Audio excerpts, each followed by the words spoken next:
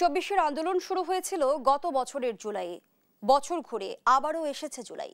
গণঅভ্যুত্থানের এক বছরের এই সময়ে বাংলাদেশের বিভিন্ন রাজনৈতিক ও সামাজিক প্রেক্ষাপটে নানামুখী সংস্কার ও নির্বাচনের আলোচনা বারবার আলোচনায় এলেও এই সময়ে সংগঠিত নানা ধরনের অপরাধ কতটা আমল এসেছে? কেন আমরা এতটা অপরাধ প্রবণ হয়ে উঠেছি? মানবাধিকার সংগঠন আইন ও সালিশ কেন্দ্রের মতে গত 11 মাসে শুধুমাত্র রাজনৈতিক সহিংসতার ঘটনা ঘটেছে ৩৪৯টি। এসব ঘটনায় নিহতের সংখ্যা ৮৭ জন, আহত হয়েছে ৩,৩২৯ জন। কেন অপরাধ প্রবণ হয়ে উঠলাম আমরা? এসবই আজকের আলোচনায় আনবো। দর্শক, আমি ফারনাজ জুই, সবাইকে আমন্ত্রণ জানিয়ে শুরু করছি দেশ টেলিভিশনের নিয়মিত আয়োজন দেশ সাম্প্রতিক। নিবেদন করছে Arail angle, channel and square বার। কেন অপরাধ নিয়ন্ত্রণ করা যাচ্ছে না, এই শিরোনামে আজকের আলোচনা এগিয়ে নিতে স্টুডিওতে আছেন দুজন সম্মানিত অতিথি। চলুন একে একে পরিচিত হই। আছেন সৈয়দ সাদাত আহমেদ, বিএনপি নির্বাহী কমিটির সাবেক সদস্য। সেই সঙ্গে আরও আছেন নূর খান লিটন, মানবাধিকার কর্মী। দুজনকে আমন্ত্রণ জানাচ্ছি আজকের আলোচনায়।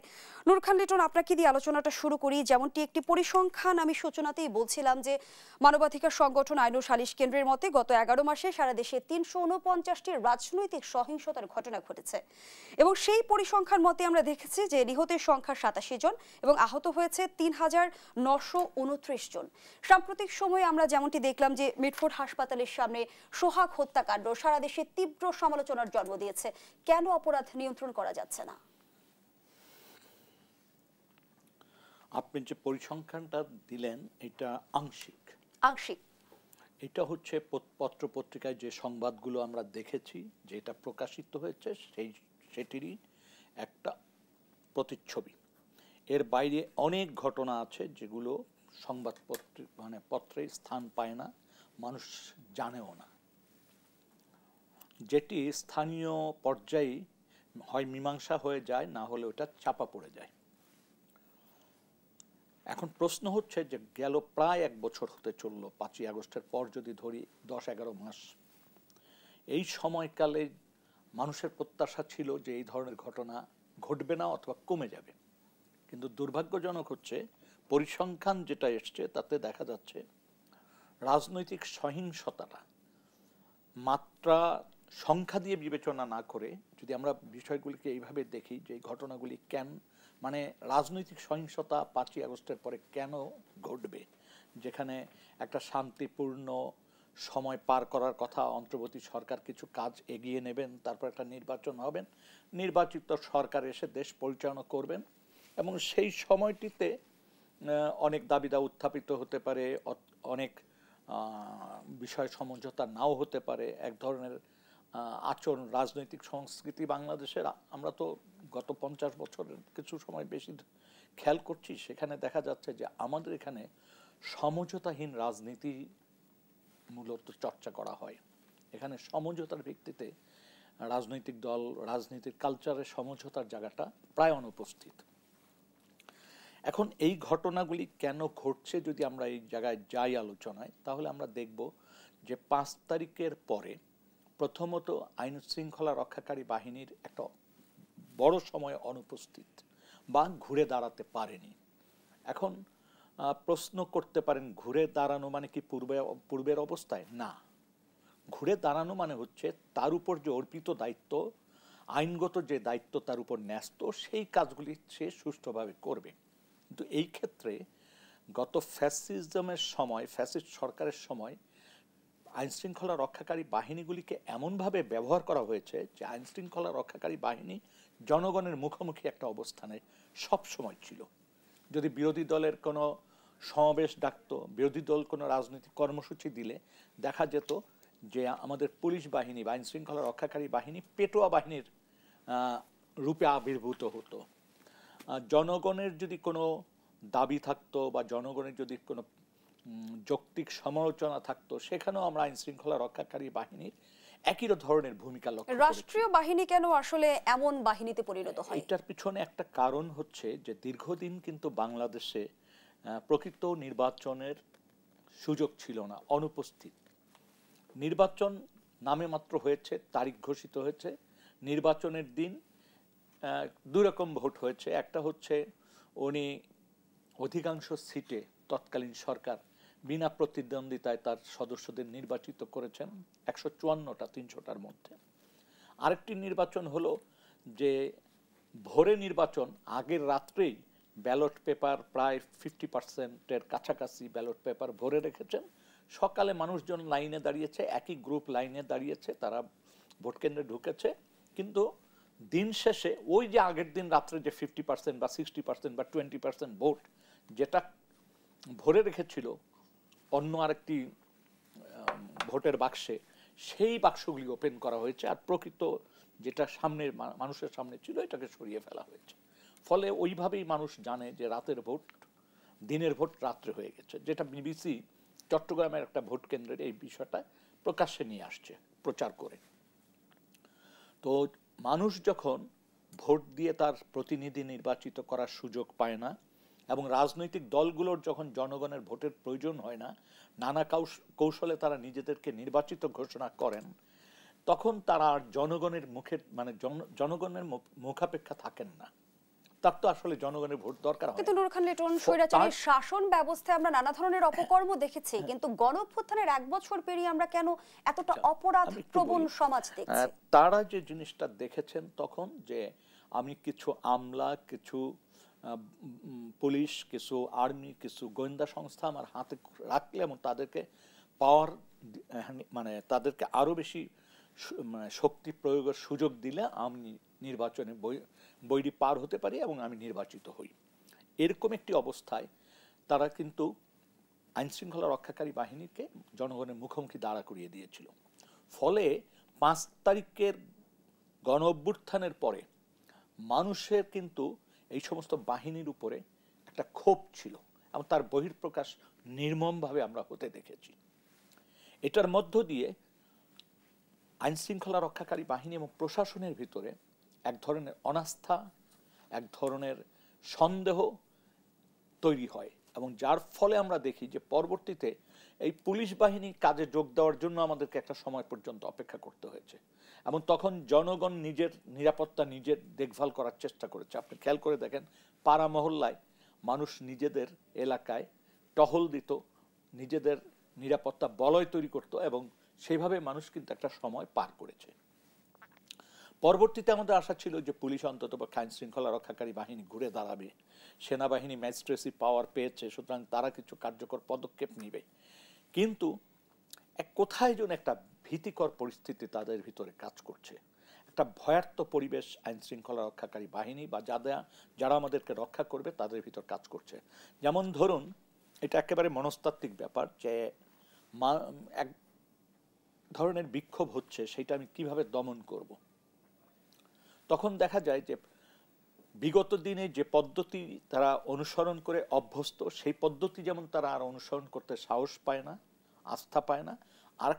আরেকটা বিষয় হচ্ছে, রাষ্ট্র যারা পরিচালনা করছেন তারা সঠিকভাবে দিক নির্দেশনা দিতে পারছেন না। সরকারের ভূমিকাকে, এই যে সাম্প্রতিক সময়ে যে ঘটনাগুলো ঘটেছে, সরকারের ভূমিকাকে আপনি কিভাবে দেখছেন সেই প্রশ্নটি আপনার কাছে রেখে যাচ্ছি। এ পর্যায়ে ধন্যবাদ জানাচ্ছি নূর খান লিটন। সাদাত আহমদ, যেমনটি বলছিলাম যে রাজনৈতিক সহিংসতার ঘটনা আশঙ্কাজনক হারে বেড়েছে এবং সাম্প্রতিক যে সোহাগ হত্যাকাণ্ড, সেটি নিয়ে নিশ্চয়ই আপনি অবগত আছেন। সামাজিক যোগাযোগ মাধ্যম থেকে সারা দেশেই কিন্তু আমরা তীব্র প্রতিবাদ দেখছি এই ঘটনাকে কেন্দ্র করে, এবং বলা হচ্ছে যে সাংগঠনিক ব্যবস্থা, শীর্ষ নেতাদের সতর্কতামূলক বার্তার পরেও কেন দলের ভেতরে থাকা দুর্বৃত্তদের লাগাম টেনে ধরতে হিমশিম খাচ্ছে বিএনপি। প্রথমত আসসালামু আলাইকুম, আপনাকে ধন্যবাদ আমাকে অনুষ্ঠানে আনার জন্য। আমি জানি না আপনি অ্যাওয়্যার নাকি, বাট আমি কিন্তু গুম খুনের ওয়ান অফ দ্য ভিকটিম, যে গুম হওয়ার পরে ফেরত এসেছি। তো আমি বিগত সরকারের সময় আমাকে গুম করা হয়েছিল, 4.5 মাস আমি আয়না ঘরে ছিলাম। আর তখন যে পরিস্থিতি দেখেছি বা এখন যেটা দেখছি, বা প্রফেসর ইউনূস সাহেব, no matter what, he is আমাদের দেশের জন্য একটা আইকন, একটা ট্রেজার। ওনাকে উইথ অল ডিউ রেসপেক্ট, কিন্তু একজন দ্বারা আপনি প্রশাসনকে ওইভাবে চালাতে পারবেন না যেখানে আপনি প্রশাসনকে 15 বছর আপনি পার্সোনাল বা সেলফ ইউজ করেছেন। আপনি যদি একদিক দিয়ে দেখেন যে আপনি বলছেন আজকে যে বিএনপি কেন নিজের দলকে গুছায় উঠতে পারছে না, বিএনপি নিজের দলকে যথাযথ আমাদের অ্যাক্টিং চেয়ারম্যান তারেক রহমান সাহেব যথাযথ বিএনপিকে কন্ট্রোল করছে, যথাযথ পানিশমেন্ট দিচ্ছে। আপনি অ্যাওয়্যার আছেন কিনা আমি জানি না, আমরা অলমোস্ট এখন পর্যন্ত 2000-এর বেশি মানুষ বহিষ্কার হয়েছে দল থেকে। 3200 সাংগঠনিক ব্যবস্থাও নেওয়া হয়েছে। জি, তো আপনি মানে বলতে পারেন না যে আমরা চেষ্টা করছি না, আমরা আমাদের মতো করে চেষ্টা করছি, আমাদের অ্যাক্টিং চেয়ার যথেষ্ট করে যাচ্ছে। অ্যাট দ্য সেম তবে কি টাইম তৃণমূলের বার্তা আমরা যদি বলি যে কেন্দ্রের বার্তা তৃণমূলে পৌঁছাচ্ছে না? না, সব জায়গায় পৌঁছাচ্ছে, তৃণমূলের বার্তাও পৌঁছাচ্ছে, কিন্তু আপনাকে বুঝতে হবে যে এখানে কি বিএনপির উপরে কি দায়ভার চাপায় দিচ্ছে নাকি বিএনপি সেজে এটা করা হচ্ছে। বিএনপি যে করছে এটারও তো কোনো প্রমাণ নাই। যেরকম আমাদের তারেক রহমান সাহেবের গতকালকের আপনি যদি ওনার কমেন্টটা শুনে থাকেন, উনি বলেছে যে আমরা তো সরকারে নাই, বিএনপি তো এখন সরকারে না, তো সরকারে যারা আছে তারা ব্যবস্থা নিচ্ছে না কেন? যে আমরা চোখে দেখেছি যে মানে হত্যাকাণ্ড করেছে বা ইটটা মেরেছে, তাকে তো অ্যারেস্ট করা হচ্ছে না, তার নামে তো কেস এখন পর্যন্ত দাখিল হয় নাই। আপনি বাকিদের নামে কেস দাখিল করেছেন, তো তাকে অ্যারেস্টও করছেন না, তাদেরকে অ্যারেস্ট করছেন না, আপনি বাকিদেরকে জড়িত করছেন। তো আপনি কোন প্রসিজারে ফলো করছেন? এখন আপনি যদি স্টেট মেকানিজমকে নিজের ইউজ করে ফেলেন, স্টেট মেকানিজম কতদিন আপনাকে প্রোটেকশন দিবে? অ্যান্ড এখন বলতে পারেন স্টেট মেকানিজম কেন কাজ করছে না প্রফেসর ইউনূস সাহেবের আন্ডারে? এটা বিএনপি তো এটার জন্য দায়ভার নিবে না, এটা দায়ভার নিতে হবে যারা এখন রাষ্ট্রে পরিচালনা করছে। আপনি বলছিলেন সাদাত আহমেদ যে 2000-এর বেশি মানুষকে এই মধ্যে বিএনপি বহিষ্কার বহিষ্কার করা করেছে, হয়েছে। 3200 সাংগঠনিক ব্যবস্থা নেওয়া হয়েছে। আমি সেখানেই প্রশ্নটি রেখেছি, তারপরেও আসলে কেন দুর্বৃত্তদের চিহ্নিত করতে পারছে না বিএনপি? লাগাম কেন টেনে ধরতে পারছে না? না, লাগাম টেনে ধরতে পারছে না এটা কথা না, লাগাম টেনে ধরছে ঠিকই, কিন্তু এখন আপনি কি করে আইডেন্টিফাই করবেন যে কিছু মানুষ বিএনপি সেজে আপনার বিএনপির বদনাম করার জন্য উঠে পড়ে লেগেছে? যেখানে আমরা জানি, আপনি জানেন যে আমরা পার্শ্ববর্তী দেশ থেকে রেকর্ডিং পাচ্ছি, অনেক জায়গায় ডাইরেক্ট মেসেজ আসছে যে এখন সামনে আরও কঠোর অবস্থা নিয়ে জিনিসটাকে আরও মানে ভায়োলেন্ট করতে হবে, নেতাদের ঘরের পিছে যেতে হবে, কর্মীদেরকে হ্যারাস করতে হবে। তো ডাইরেকশন তো আসছে, তো আমরা এখন পর্যন্ত কেন কোনো ব্যবস্থায় যেতে পারছি না? তো এখন আপনাকে দেখতে হবে যে এই সরকার যখন বিপ্লবী সরকার এসছে, আমি বলছি না স্টুডেন্ট আন্দোলনটা একাই এই মানে বিপ্লবী সরকারটা বসায়ছে। আপনাকে দেখতে হবে হেফাজত ইসলাম, আপনাকে দেখতে হবে পিলখানা, আপনাকে দেখতে হবে গুম খুন, আপনাকে দেখতে হবে স্টুডেন্ট আউটবাস্ট, সব কিছু মিলাই কিন্তু এই বিপ্লবটা হয়েছে। তো এখন যখন বিপ্লবটা হয়েছে, তো আমাদের এজেন্ডাগুলা ফুলফিল হচ্ছে না কেন? আমরা কেন এখনো সংস্কার সংস্কার সংস্কার বলে যাচ্ছি? সংস্কার তো একটা মানে চলমান প্রক্রিয়া, এটা তো চলতে থাকবে। আপনাকে ইলেকশনও দিতে হবে, আপনাকে সংস্কারও করতে হবে। আমি আবারও বলছি, with all due respect to professor Yunus, উনি একা কতটুকু সামাল দিবে? ওনাকেও কয়জন সহযোগিতা করছে?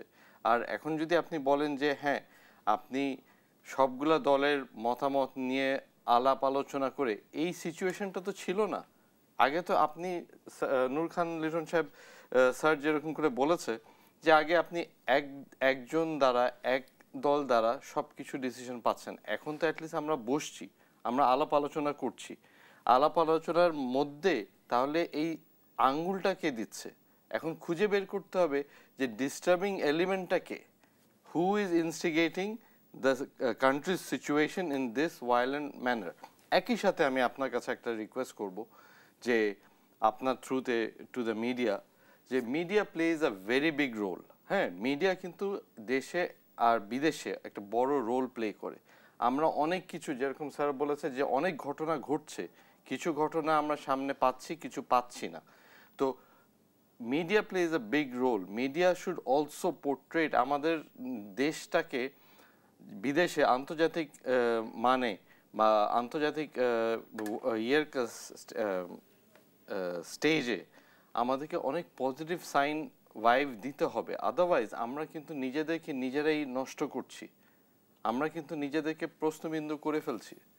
তা আপনাকে বুঝতে হবে যে আমাদের ইলেকশনমুখী সবাই বাঙালি মানুষ এত বছর পরে একটা আশা, একটা ভরসা নিয়ে ইউনূস সাহেবের দিকে তাকায় আছে যে আমরা আমার ভোট দিতে পারবো। তো আমি বিএনপি হিসাবে আমি এটা বলবো যে আমরা যথেষ্ট মানে লাগামের সাথেও আছি আর ব্যবস্থাও নিচ্ছি। তারেক রহমান সাহেব যথেষ্ট ব্যবস্থা নিয়েছে। উনি অনেকবার আমাদেরকে ওয়ার্নিং দিয়েছে, অনেকবার আমাদেরকে বলেছে যে আমরা এখন যেটাই করব এটা আমাদের ইলেকশনে রিফ্লেক্ট করবে। কিন্তু সাদাত আহমেদ, আমরা গণ অভ্যুত্থানের পরবর্তী সময়ে যেমনটি দেখেছি যে সামাজিক রাজনৈতিক পরিপ্রেক্ষিতে বিভিন্ন মৌলিক সংস্কার ও নির্বাচন নিয়ে নানামুখী আলোচনা হয়েছে, বিভিন্ন রাজনৈতিক দল থেকে নানামুখী প্রস্তাবও করা হয়েছে, কিন্তু এই সময়ের মধ্যে যে অপরাধগুলো সংগঠিত হয়েছে বা অপরাধ বিস্তৃতির আসলে মূল কারণ কি সে বিষয়ে আমরা খুব একটা আমলে কি নিয়েছি? প্রশ্নটি আপনার কাছে রেখে যাচ্ছি, বিরতির সময় হয়েছে। দর্শকদের সাম্প্রতিক রিপোর্ট যে একটা বিরতি নিচ্ছি, বিরতির পর আবার আমন্ত্রণ জানাচ্ছি। আপনারা দেখছেন দেশ টেলিভিশনের নিয়মিত আয়োজন দেশ সাম্প্রতিক, নিবেদন করছে Arail angle channel and square বার। আমরা আবারও ফিরছি আলোচনায়। সৈয়দ সাদাত আহমেদ, যে আলোচনায় আমরা ছিলাম, যে প্রশ্নটি রেখে বিরতিতে গিয়েছিলাম যে রাজনৈতিক দলগুলো শুরু থেকেই নির্বাচন এবং সংস্কার ইস্যুতে যতটা আগ্রহ দেখাচ্ছে, এই যে বিভিন্ন সময়ে বিগত সময় আমরা দেখেছি নানা ধরনের অপরাধ সংগঠিত হয়েছে এবং এর বিস্তৃতির কারণ সম্পর্কে তারা কতটা অবগত কিংবা কতটা আমলে তারা নিয়েছে? আমরা তো বিএনপি হিসেবে আমরা এটা খুব সিরিয়াসলি দেখছি।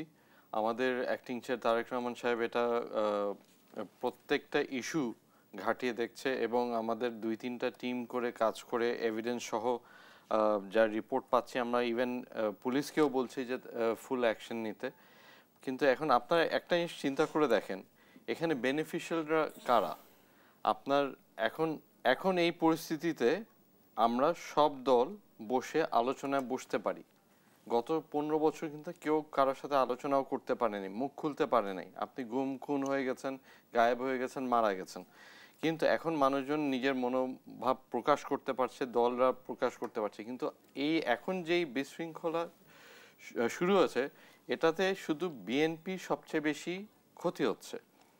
আমরা কিন্তু সবসময় বলে আসছি যে নির্বাচনমুখী, আমরা নির্বাচন চাচ্ছি, আমরা নির্বাচনের দিকে আগাতে যাচ্ছি।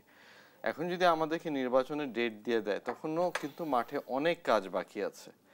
কিন্তু এখন যদি আপনি ওয়ান ম্যান আর্মি অ্যান্ড ছোট ছোট দলগুলাকে হেল্প করার জন্য সময় বাড়ান বা আরও যদি মানে কমপ্লিকেশন ক্রিয়েট করতে সময় দেন, তাহলে এটা আরও বাড়বে। আর এখন সমাজে যেই বিশৃঙ্খলাটা হচ্ছে, আপনাকে বুঝতে হবে এই বিশৃঙ্খলাটা কি আমাদের সমাজের ভিতর থেকে হচ্ছে, দলের ভিতর থেকে, মানে বিএনপি না আরও অন্য অন্য দল থেকে হচ্ছে, নাকি এখানে থার্ড ফোর্স আছে যেটা হয়তো ইচ্ছা করে দেশটাকে ডিস্টেবিলাইজ করতে চাচ্ছে? এক। সেকেন্ড হচ্ছে, আপনি দেখেন আজকে যদি প্রশাসন, পুলিশ, বিডিআর, আনসার, বিজেপি যেটাই বলেন, এরা যদি মানে ফুল ফ্লেজের রাস্তায় থাকতো, তাহলে অনেক কিছু কিন্তু কন্ট্রোলে থাকতো। এখন শুধু আর্মি তো একা সবকিছু নিয়ন্ত্রণ করতে পারবে না। সাদাত আহমেদ, বিএনপি বরাবরই নির্বাচনের কথা বলছে, কিন্তু নির্বাচনের পরে ক্ষমতা পেয়ে বিএনপি নেতাকর্মীরা আরো বেপরোয়া হয়ে উঠবে কিনা, এমন প্রশ্নও কিন্তু এখন জনমনে। প্রশ্ন থাকতে পারে, কিন্তু বিএনপি আমাদের party chair definitely with their experience, ওনারা আগেও দেশ চালাচ্ছে, অ্যান্ড উইথ দেয়ার এক্সপিরিয়েন্স তারা সেরকমভাবেই ক্যান্ডিডেটগুলো দিবে। অ্যান্ড এমন না যে তারা বলছে যে তারা একতরফা দেশ চালাবে। আপনি দেখেন তারেক রহমান সাহেব 31 দফা দিয়েছে, 31 দফায় কিন্তু আলাপ আলোচনার ভিত্তিতে অনেক কিছু মেনে ফেলেছে, যেটা ইউনূস সরকার বা এখন যে ইন্টারিম গভর্নমেন্ট যা যা ডিমান্ড করেছে, বিএনপি কিন্তু সব কিছুতেই মানছে। তো মানারও তো একটা লিমিট আছে। বিএনপির শীর্ষ নেতৃত্ব যতটা সহনশীল, তৃণমূলে সেই সহনশীলতা লক্ষ্য করছেন কি? গত 6 মাসের পরিসংখ্যান যদি তুলে ধরি, আমরা দেখলাম যে অন্তর্কোন্দলে অর্ধ শতাধিক মানুষ নিহত হয়েছে। না, এটা আপনি বলতে পারেন না যে সবাই বিএনপি, সবাই যে বিএনপি এমন না। আপনার এর মধ্যে ছোটোখাটো বিচ্ছিন্ন ঘটনা আছে, যেটা বিএনপির বাইরেও আছে, বিএনপির ভিতরেও আছে। কিন্তু এখানে যেগুলো বিএনপির দ্বারা ঘটিত, এগুলো কিন্তু আমরা রিপোর্ট করছি, এগুলার অ্যাকশন নেওয়া হচ্ছে, এগুলাকে বহিষ্কারও করা হয়েছে এবং ওয়ার্নিংও দেওয়া হয়েছে। সবাই বিএনপির না হলে তারা আসলে কারা? এটাই তো আমাদেরও প্রশ্ন, যে বিএনপি নামে কারা এটা আনরেস্টটা ক্রিয়েট করছে, কারা এই ফান্ডিংগুলো আসছে কোথা থেকে, এই লোকরা কারা? আপনি এই লাস্ট ভিডিওটা দেখেছেন, তো এই লাস্ট ভিডিওতে যেখানে যেই লোকটা পাথরটা উঠে মারছে, ওনাকে কেন ধরা হয়নি? ওনাকে কেন রিপোর্টে আনা হয়নি? উনি বাদে কেস কেন সাজানো হয়েছে? বিএনপিতে মানে যোগদান করে কি বহিরাগতরা অপরাধ সংগঠন করছে এমনটি দাবি করছেন আপনি? না, বিএনপিতে এমন কোনো মানুষকে আমরা না চেক অ্যান্ড ব্যালেন্স করেই আমরা বিএনপিকে মেম্বারদেরকে যোগ করছি, আর তাদের আমরা ব্যাক হিস্ট্রি চেক করে তারপর আমরা নিচ্ছি। এমন কেউ নাই যে যাদের ব্যাপারে আমরা জানি না বা আমাদের সংখ্যা বাড়ানোর জন্য আমরা ইয়ে করছি। বিএনপি একটা বৃহত্তর দল আমাদের দেশে, অ্যান্ড হয়তো আপনি বলতে পারেন যে থার্ড ফোর্স যারা হয়তো আমাদের দেশে বা দেশের বাইরে কোথাও থেকেও আমাদেরকে চায় না বা চায় না যে বিএনপি সামনে আসুক বা সামনে ইলেকশনে জিতুক, তাই বিএনপির ইমেজ নষ্ট করার জন্য তারা যথেষ্ট খেটে যাচ্ছে। ধন্যবাদ জানাচ্ছি আপনাকে। নূর খান লিটন, সরকারের রাজনৈতিক দৃষ্টিভঙ্গি ও ভূমিকা নিয়েও নানামুখী আলোচনা হচ্ছে এবং সেই সঙ্গে বিরাজনীতিকরণ ও ষড়যন্ত্রের ইস্যুও সামনে এসেছে। একটু জানতে চাই, যেমনটি স্বরাষ্ট্র উপদেষ্টা জানালেন যে সারা দেশে আজ থেকে চিরুনি অভিযান শুরু হলো। এর আগে আমরা দেখেছিলাম ডেভিল হান্ট শুরু হয়েছিল, সেটি এখন পর্যন্ত সমাপ্ত হয়েছে কিনা সেটিও কিন্তু প্রশ্ন সাপেক্ষ। অপরাধ নিয়ন্ত্রণ হচ্ছে না কেন? আসলে অপরাধ নিয়ন্ত্রণের জন্য যে কার্যকর পদক্ষেপগুলি নেওয়া, যেটা শুধু বায়বীয় না, যেটা শুধু রিটেন থাকবে না, যেটা বাস্তবে আমরা দেখব, সেরকম কোনো কর্মসূচি কিন্তু লক্ষ্য করছি না।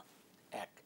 দুই নম্বর হচ্ছে, এখন পর্যন্ত যে জায়গাগুলোতে এই ধরনের ঘটনা ঘটছে, শুরুতে কোনো একটি জেলায় যখন বিক্ষোভ টিক্ষোভ প্রদর্শনের চেষ্টা হচ্ছিল, সেইটাকে যেভাবে হ্যান্ডেল করতে পেরেছে, পরবর্তীতে কিন্তু আমরা দেখেছি সেই ধরনের সেই জায়গাগুলিতে ঘাটতি আছে এবং কোথায় যেন একটা ভয় কাজ করছে। সেটা সরকারের ভিতরে বলি, আইন শৃঙ্খলা রক্ষাকারী বাহিনীর ভিতরে বলি, বা সেনাবাহিনীও এত ক্ষমতা পাবার পরেও তারা কেন যথাযথ পদক্ষেপ নিতে পারছে না, এটা কিন্তু আমার নিজেরও একটা প্রশ্ন। আরেকটা যে বিষয়, যেটা দেখেন, বাংলাদেশের রাজনীতির সংস্কৃতিটা খুব ভয়াবহ সংস্কৃতিতে ধস নেমেছে, দুর্বলতা প্রকাশ পাচ্ছে। আমরা এক কথা বলে দিতে পারবো যে কোনো পার্টির ব্যাপারে যে তারা তাদের কর্মীদের নিয়ন্ত্রণ করার জন্য এই পদক্ষেপ নিয়েছে, ওই পদক্ষেপ নিয়েছে, তার মানে শাস্তিমূলক অনেক পদক্ষেপ তারা নিয়েছে। কিন্তু তারা একটু বলুক তো যে তারা আদর্শের চর্চার জন্য কি কি পদক্ষেপ দলের অভ্যন্তরে নিয়েছে। আপনি দেখুন তো, সেই আওয়ামী লীগ আমলে যেমন এক ব্যক্তির কথা বলা হতো, ম্যাডাম, ঠিক একই অবস্থা এখনো শুনতে হচ্ছে বড় রাজনৈতিক দলের মুখ দিয়ে। কই, কেউ তো বলে না যে আমরা আমাদের দলের কেন্দ্রীয় কমিটিতে বা আমাদের সবচেয়ে কোর গ্রুপে বসে আমরা এই সিদ্ধান্ত নিয়েছি বা আমরা এই পদক্ষেপ নিয়েছি। তার মানে ব্যক্তি কেন্দ্রিক যে রাজনীতি, সেই জায়গাটার থেকে আমরা বেরোতে পারছি না। আমরা আদর্শকে রাজনীতিতে স্থান দিতে পারছি না। আমরা রাজনীতিতে সেই পুরানা একই জিনিস এখনো নিয়ে আসতে চাচ্ছি। ব্যক্তিকেন্দ্রিক রাজনীতি কি স্বৈরতন্ত্রের পথ উন্মুক্ত করে? প্রকারান্তরে তো ব্যক্তিতান্ত্রিক রাজনীতি তো স্বৈরতন্ত্রের সোপান, এটাকে তো অস্বীকার করার উপায় নাই। আপনি দেখেন, শেখ হাসিনার একেবারে শেষ মুহূর্ত পর্যন্ত কিছু মানুষ গুণগান গাইতে গাইতে গাইতে কি করছে, মরার সময় একসাথে যাবে, জীবনে মরণে একসাথে যাবে, কত গান শুনছি না আমরা এই ব্যবসায়ী মহলের কাছ থেকে, রাজনীতিবিদদের কাছ থেকে। কি হলো শেষ পর্যন্ত? এই প্রশ্নটা একটু করা দরকার নিজেদের। দ্বিতীয় যে বিষয়টা হচ্ছে যে এখন আসলে যে অবস্থায় আমরা এসে দাঁড়িয়েছি, মানুষের ভিতর একটা শঙ্কা কাজ করছে, ভয় কাজ করছে, মানুষ আস্থা পাচ্ছে না। এরকম একটি সময়ে সবচেয়ে বড় ব্যাপার, গত 15-16 বছরের মূল আন্দোলনটা কি ছিল? মানুষ শুরুতে ভোটাধিকারের জন্যই কিন্তু আন্দোলনটা শুরু হয়েছিল এবং সেটা নানান সময় নানান মুখী আন্দোলন হয়েছে। সর্বশেষ কোটা আন্দোলন থেকে এক দফার আন্দোলন, শেখ হাসিনার পলায়ন এবং গণ অভ্যুত্থান সফলতা। কিন্তু গণ অভ্যুত্থানের পরবর্তী যে সরকার এবং যে কার্যক্রম, সেই জায়গাটিতে আমাদের কিন্তু এখন পর্যন্ত কাঙ্ক্ষিত ফল আমরা কিন্তু কেউ দেখতে পাচ্ছি না। ফলে আমরা এখন পর্যন্ত দেখেন সংস্কার, এটা চলমান একটা প্রক্রিয়া থাকা উচিত, কিন্তু আমি সংস্কার না হলে নির্বাচন করব না, বা আমি এখন যে কোনো একটা ঘটনাকে কেন্দ্র করে নিজেরা এমন একটা পরিস্থিতি তৈরি করব যেখানে সমঝোতার জায়গা থাকবে না রাজনীতিতে, যেখানে অস্থির করে তুলব আমি দেশটাকে, এইটার একটা চেষ্টা একেবারে 5 তারিখের পর দেখেন আমাদের ভিতর একটা কাজ করেছিল যে বিপ্লবটা মনে হয় সম্পন্ন হলো না কিছু মানুষের ভিতরে, এবং তখন থেকে আমরা যেটা লক্ষ্য করছি, একজন নাগরিক হিসাবে আমি যেটা লক্ষ্য করছি, যে নানানভাবে একটা অস্থির অবস্থা তৈরি করতে চাচ্ছি, নানানভাবে। কখনো বাড়িঘরে আগুন দিয়ে, কখনো রাস্তায় মানুষ পিটিয়ে, কখনো প্রতিদ্বন্দ্বী রাজনৈতিক দলের উপর হামলা করে, কখনো এমনভাবে আমরা বক্তৃতা বিবৃতি দিচ্ছি টেলিভিশন ক্যামেরা খুললে যে মানুষের যে মানে মুখাবয়ব দুঃসাহস দেখাচ্ছে। দেশ অস্থিতিশীল হয়ে উঠলে সুবিধা ভোগী কারা হবে সে আলোচনায় ফিরতে চাই। আবারও বিরতির সময় হয়েছে। দর্শক, দেশ সাম্প্রতিকের এই পর্যায়ে আবারও বিরতিতে যাচ্ছি, সাথেই থাকুন। ফিরে এলাম, আপনারা দেখছেন দেশ টেলিভিশনের নিয়মিত আয়োজন দেশ সাম্প্রতিক। আমরা আবারও ফিরছি আলোচনায়। নূর খান লিটন, আপনি বলছিলেন একটি গোষ্ঠী চাচ্ছে দেশকে অস্থির করতে। দেশ অস্থিতিশীল হয়ে উঠলে সুবিধাভোগী কারা হবে? আপনারা যদি সাম্প্রতিক রাজনৈতিক বয়ানগুলি খেয়াল করে থাকেন, বিভিন্ন অংশ থেকে, গ্রুপ থেকে নানান কথাবার্তা হচ্ছে। যেমন বয়ান শব্দের সাথে আমরা খুব বেশি কিন্তু পরিচিত ছিলাম না, বন্দোবস্ত শব্দের সাথে খুব বেশি পরিচিত ছিলাম না, কিন্তু নয়া রাজনৈতিক বন্দোবস্ত বলেন, বয়ান বলেন, এইটার নামে এখন এমন সমস্ত কথাবার্তা আসছে যেটা ৭১কে নিয়েও বিতর্ক তৈরি করার চেষ্টা হচ্ছে। অনেক বিষয় নিয়ে এমনভাবে বিতর্ক তৈরি করার চেষ্টা করা হচ্ছে যেটি বাংলাদেশের অস্তিত্বের জায়গায় সংকটে ফেলে দেবে। এবং ছোট্ট গ্রুপ, এই গ্রুপকে আসলে আমি আপনি সবাই চিহ্নিত করতে পারি। কারণ আমরা দেখেন তো, যে কোনো ধরনের অস্থিতিশীল পরিবেশ তৈরি করার জন্য ছোট্ট ছোট গ্রুপ কিন্তু ক্রিয়ারত, এবং এই গ্রুপকে চিহ্নিত রাষ্ট্র মানে সরকার যারা চালাচ্ছেন তারা চিহ্নিত করছেন না, এই গ্রুপকে নিয়ন্ত্রণের চেষ্টা করছেন না, এই গ্রুপকে মানে নানাভাবে বরং এমন সব কথাবার্তা বা বয়ান দিচ্ছেন যারা নীতি নির্ধারকের পর্যায়ে আছেন বা রাষ্ট্রের বিভিন্ন গুরুত্বপূর্ণ জায়গায় আছেন, তারা এমনভাবে বয়ান দিচ্ছেন যেই বয়ানের কারণে আসলে অনেক ক্ষেত্রে সাহসী হয়ে যায় দুর্বৃত্তরা। যেমন ধরেন মফ সন্ত্রাসকে অনেকে বলেছেন যে এটা মানুষের ক্ষোভের থেকে তৈরি। আরে বাবা, 10 মাস পরে এসে এই পরপর ঘটনা ঘটবে আর আপনি এটাকে মানে ওইভাবে পাশ কাটিয়ে যাবেন অথবা ওইটাকে আরো বাড়ার সুযোগ করে দিবেন, এটাই হচ্ছে মূল মানে দেশটাকে অস্থিতিশীল করার একটা চক্রান্ত। এবং এই জায়গায় দেখেন, যদি 5 তারিখে আপনি বিপ্লব করতে পারতেন আমার কোনো আপত্তি ছিল না, আমিও চাই যে দেশের আমূল পরিবর্তন হোক, কিন্তু সেই জায়গাটিতে তো আমরা 5 তারিখে ট্রেন মিস করেছি। এবং সেই জায়গাতে আমার ফিরতে হচ্ছে একটা সুষ্ঠু নির্বাচনের জায়গায়, আমার ফিরতে হচ্ছে গণতন্ত্রের পরিবেশের জায়গায়। এবং সেই লড়াইটাই জনগণ আসলে 5 তারিখ পর্যন্ত করেছে। জনগণও কিন্তু দেখেন, একটা বিপ্লব করতে হলে বিপ্লবী পার্টি দরকার হয়, বিপ্লব করতে হলে একটা আদর্শ সামনে থাকতে হয়। কি ইসলামী বিপ্লব করবেন, না সমাজতান্ত্রিক বিপ্লব করবেন, না সাম্যবাদী ধারায় আপনি যাবেন, এবং সেই অনুযায়ী একটা পলিটিক্যাল পার্টি থাকতে হবে, জনগণকে প্রস্তুত করতে হবে। এর কোনোটাই কিন্তু আপনি করেন নাই। কিন্তু আপনি হঠাৎ 5 তারিখে বললেন যে আমরা বিপ্লবী সরকার করতাম, আরেকটু হলে করতাম, আসলে করতে পারিনি। এই যদি এইটাই হয়ে থাকে যে আপনার কিছু একটা ছোট্ট একটা অংশের ভিতরে এই চিন্তা ছিল, জনগণের ভিতর তো এটা ছিল না, তাহলে ওই চর্চাটি করার জন্য আমাকে বারবার কেন বাক্সবন্দী করতে চাচ্ছেন, আমাকে বারবার কেন ক্ষতির মুখোমুখি করতে চাচ্ছেন? পার্টি তৈরি করেন, বিপ্লব করার জন্য বিপ্লবী পার্টি তৈরি করেন, বিপ্লবের আদর্শ প্রচার করেন, জনগণকে উদ্বুদ্ধ করেন এবং শত্রু মিত্র নির্ধারণ করেন। এর কোনোটি না করে আপনি যেই বয়ান বা যে রাজনৈতিক বন্দোবস্তর কথা বলছেন সেটি আসলে ধোপে টিকবে না। মনে রাখতে হবে, বাংলাদেশে এখন সেই অবস্থা নেই। কারণ আমরা তো বহুবার স্বাধীনতার পর বহু দল বহু মতের লোকজনকে দেখেছি এই ধরনের চেষ্টা করার জন্য। আমরা নিজেরাও অনেক ক্ষেত্রে এই ধরনের তৎপরতার সাথে যুক্ত ছিলাম, কিন্তু ব্যর্থতার দায় আমাদের স্বীকার করতে হবে যে আমাদের অনেক ক্ষেত্রে হয়তো আমাদের সাহস ছিল, সততা ছিল, আমাদের ইচ্ছা ছিল, কিন্তু জনগণের ভিতরে আমরা নাড়া তুলতে পারিনি। আমাদের আসলে মূল ত্রুটিটা কোন জায়গায় নূর খান লিটন? কেন আমরা গণতন্ত্রের যাত্রায় বারবার হোঁচট খাই? এইটার আমার কাছে একটা জিনিসই মনে হয়, সেটা হচ্ছে আদর্শবিহীন রাজনীতি। রাজনীতি দেখেন, এই রাজনীতি যারা করেন তারা কিন্তু প্রায় সবাই বলছেন যে রাজনীতির দুর্বৃত্তদের দখলে। এই কথাটি 10 বছর আগে কিন্তু প্রতিটি রাজনৈতিক দলের নেতারা বলেছেন। যদি তাই হয়ে থাকে তাহলে সেই জায়গা থেকে বেরোনোর কি চেষ্টা আপনারা করেছেন? করেন নাই তো ভাই। বরং আপনি যদি হিসাব করেন তাহলে ওই দুর্বৃত্তদেরকে আরো শক্তিশালী করার জন্য চেষ্টা করেছেন। দুর্বৃত্তরাই যদি রাজনীতির নিয়ন্ত্রক হয় তাহলে সেই রাজনীতি এবং থেকে আপনি জনগণ কি দেখেন না পাবে? 5 তারিখের পর কিভাবে হাট মাঠ ঘাট দখল হয়ে গেল, কিভাবে সড়ক পরিবহন, রিকশার স্ট্যান্ড, সিএনজির স্ট্যান্ড দখল হয়ে গেল, শুধু হাত পরিবর্তন হলো। তো আপনি কি সুখবর দিলেন আমাদের বলেন? সাদাত আহমেদ, এই প্রশ্নের কোনো উত্তর আপনার কাছে আছে কি?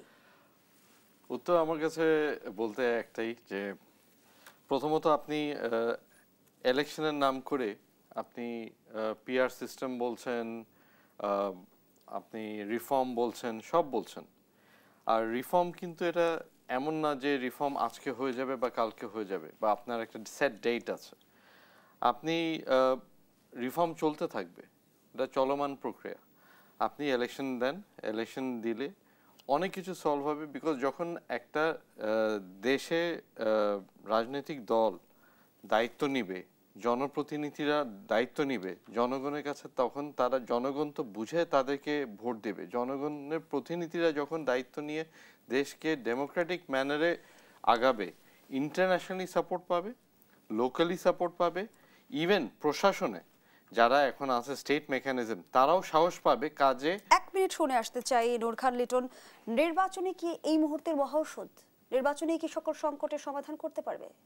নির্বাচনের মধ্য দিয়ে সব সংকট সমাধান হবে এটা আমি বিশ্বাস করি না, কিন্তু নির্বাচনের মধ্য দিয়ে বর্তমান যে একটা অস্থিরতা, এই জায়গা থেকে বেরিয়ে যাওয়ার একটা সর্বোত্তম চেষ্টার একটা পথ হতে পারে। একটু আগে নূর খান লিটন বলছিল সাদাত আহমেদ যে রাজনীতির নিয়ন্ত্রক দুর্বৃত্তরা, যদি তাই হয় সেই রাজনীতি থেকে আসলে জনগণ কিভাবে পাবে? এর আগে আমরা শুনেছি রাজনীতিতে অলিগার্কদের ভূমিকার কথা, পরিবর্তন হলো কি?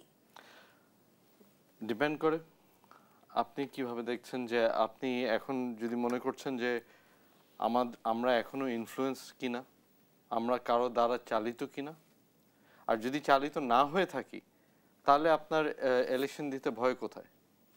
বা ইলেকশনটা মানে ডিক্লারেশন দিয়ে আপনি প্রপার একটা ইলেকশন দিতে বাংলাদেশকে, জনগণকে তাদের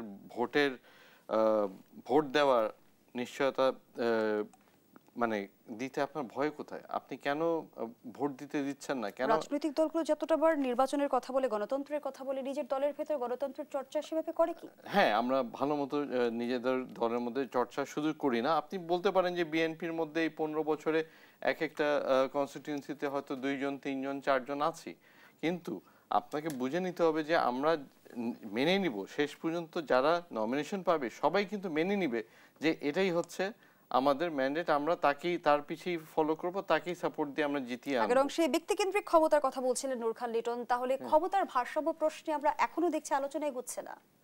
না, আমাদের ভিতরে হচ্ছে, কিন্তু আপনি নূর খান লিটন সাহেব একটু আগে একটা কথা বলেছে যে বর্তমান সরকার কয়টা পার্টিকে কয়বার ডিসকাশনে ডেকেছে। আমি একটা ছোট প্রশ্ন রাখবো, যে আদানির যে ইলেকট্রিক বিলটা ছিল, যেটা 437 মিলিয়ন, যেটা পেমেন্ট হয়ে গেছে, এই পেমেন্টটা যে হয়েছে এটা কি আলাপ আলোচনার সাপেক্ষে হয়েছে বাকি পলিটিক্যাল দলের সাথে? বা এই টাকাটা, এটা তো দেশের টাকা, জনগণের টাকা, ট্যাক্স পেয়ার মানি, তো এটার অধিকার তো জনগণের আছে যে এই টাকাটা একবারে দেওয়া হবে, ইনস্টলমেন্টে দেওয়া হবে, নাকি এটা ইন্টারন্যাশনাল কোর্টে নিয়ে কেস পেন্ডিং থাকবে, ইলেক্টেড গভর্নমেন্ট এসে জনপ্রতিনিধির মানে জনগণের ইলেক্টেড সরকার এসে এটার ডিসিশন নিবে।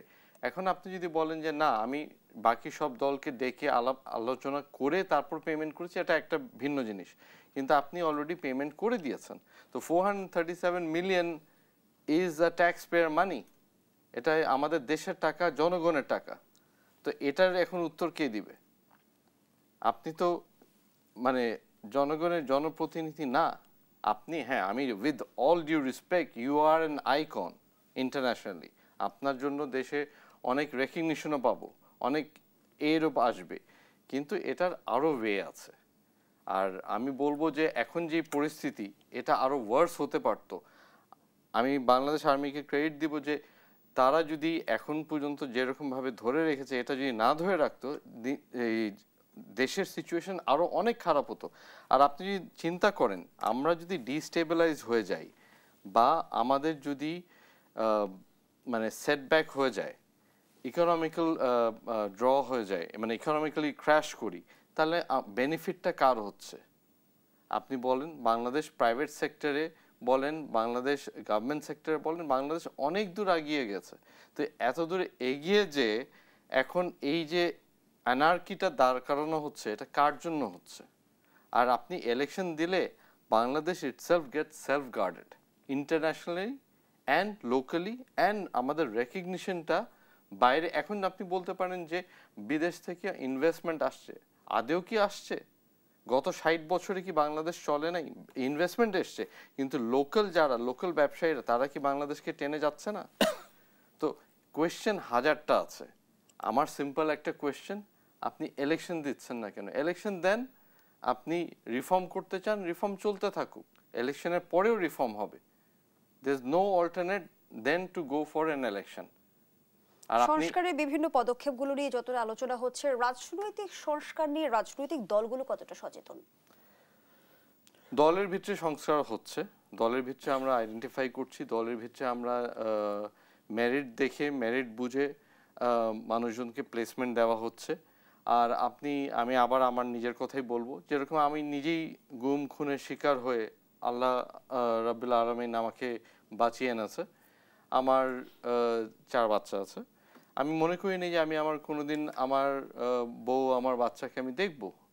আমি ভিতরে যখন ছিলাম আমি আশা করি নাই যে আমি ইভেন দিনের আলো দেখব। আমি 4.5 মাস দিন বা রাত দেখি নাই। আজকে আমি ওই আয়নাঘর থেকে ফিরত এসে আবার মাঠে নেমেছি, আবার রাজনীতি করছি, আবার দল করছি, দলের আদর্শ ফলো করছি। দলের স্যার যদিও বলেছে, বাট আমি এই বিএনপি কেন করছি, দলের আদর্শটা ফলো করে কেন আমরা রাজনীতিতে এস্টাবলিশ করতে চাচ্ছি যে আমরা গণতন্ত্র এখানে প্র্যাকটিস করছি, গণতন্ত্র স্ট্যাবলিশ করতে চাচ্ছি। আমরা তো বলছি না, আমরা যদি স্যার বলেছে যে আমরা তো 5 তারিখই করতে পারতাম, কিন্তু বিএনপি তো সেটা চায়নি। বিএনপি চেয়েছে যেটা জনগণ চাচ্ছে, যে ভোটের অধিকারটা স্ট্যাবলিশ করতে জনগণ ভোট দিবে, ইনশাল্লাহ বিএনপি জয়যুক্ত হলে বিএনপি সরকার গঠন করে যতটুকু করার বিএনপি করবে। আমি তো বলছি না যে আপনি ছোট দলগুলোকে ফেলে দেন বা সরায় দেন, কিন্তু তাই বলে ছোট দলকে অ্যাকোমোডেট করার জন্য বা ওয়ান ম্যান আর্মিকে অ্যাকোমোডেট করার জন্য পিআর সিস্টেম সংস্কার এগুলা বলে টাইম ফ্রেম বাড়াবার তো দরকার নাই। কেন আপনার পিআর সিস্টেমের জন্য আমি মনে করি না বাংলাদেশ এখনো রেডি। কেন আমরা পুরা দেশের শিক্ষাগত যোগ্যতা কতটুক এটা আপনার বুঝতে হবে, জনগণকে বুঝাতে হবে what is PR system. Sir নিজেই বলতে পারবে যে পিআর সিস্টেম কতগুলো দেশে চলছে ইউরোপে, অ্যান্ড কতগুলো সাকসেসফুল কতগুলো না। তো আমরা এখন পর্যন্ত ওই আগের সিস্টেমেই যদি ইলেকশনটা করার পরে জনগণকে যদি আমরা শিক্ষা দিই বা বুঝায় উঠাতে পারি যে হ্যাঁ আমরা সামনে ভবিষ্যতে আমরা অন্য সিস্টেমে যাব, তাতে দেশের লাভের জন্য। কিন্তু এটা আদৌ হবে কি না আমি বলতে পারছি না। কিন্তু আপাতত আমি শুধু এটাই চাবো, এই প্রোগ্রামের মাধ্যমে আবারও বলবো যে আমাদের ইলেকশন ছাড়া আর কোনো ওয়ে আউট নাই। ধন্যবাদ জানাচ্ছি সৈয়দ সাদাত আহমেদ। নূর খান লিটন, 2-4 লাইন আপনার মন্তব্য নিয়ে শেষ করতে চাই। দেখেন, আমি এখনো আশাবাদী যে অস্থিরতা দেশে চলছে সেই অস্থিরতা নিরসনের জন্য এবং গণতন্ত্রের পথে হাঁটার জন্য বর্তমান অন্তর্বর্তীকালীন সরকার তড়িৎ বেগে জরুরি কিছু পদক্ষেপ। অসংখ্য ধন্যবাদ জানাচ্ছি আবারও। দর্শক, শেষ করছি দেশ সম্প্রতিকের আজকের আয়োজন। ধন্যবাদ এতক্ষণ আমাদের সাথে থাকার জন্য।